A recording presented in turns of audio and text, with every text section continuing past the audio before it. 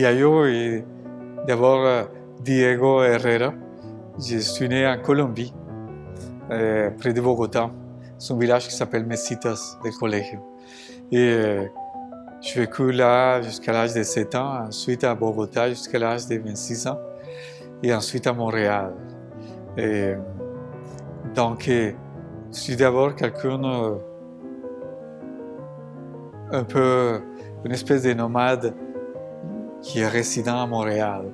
Je suis ça, un peu beaucoup latino-américain, colombien, parce que je suis arrivé déjà à un jeune adulte, mais il faut dire aussi que j'ai vécu déjà plus de temps dans ma vie à Montréal qu'ailleurs.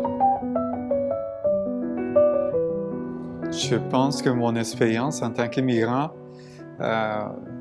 est semblable au fond à celle de plusieurs immigrants, immigrantes, c'est-à-dire remplir les vides, la solitude que tous les immigrants ressentent en arrivant. Dans mon cas, en plus, je n'avais pas de famille et quelques amis, des connaissances, mais pas de la famille. Donc, de ce côté-là, ça fait encore plus marqué le côté solitude et le travail, mais je n'avais pas non plus.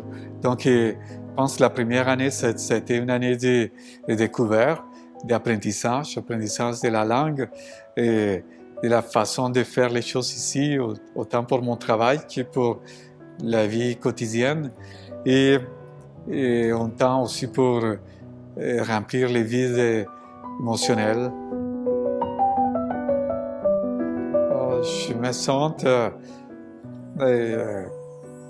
comme un Montréalais immigrant, un immigrant montréalais, dans le sens que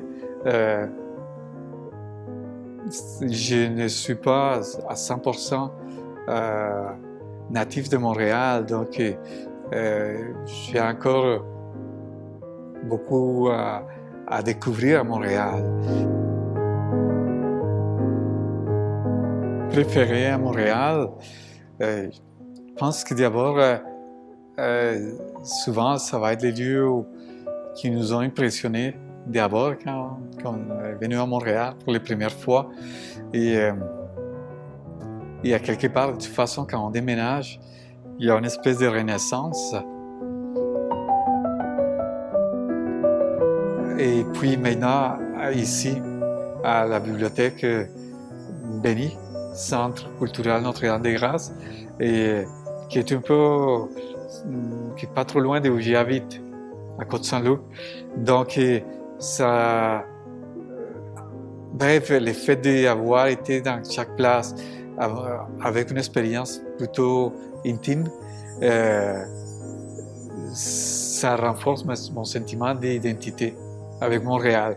Je ne suis pas un Montréalais uniquement d'un coin de Montréal, mais je me sens un peu plus de partout et je peux apprécier que Montréal n'est pas fait uniquement le Québec des 12 solitudes, mais de plusieurs solitudes éventuellement, parce que les gens qui habitent dans un coin de Montréal, un extrême, ne se déplacent nécessairement à l'autre.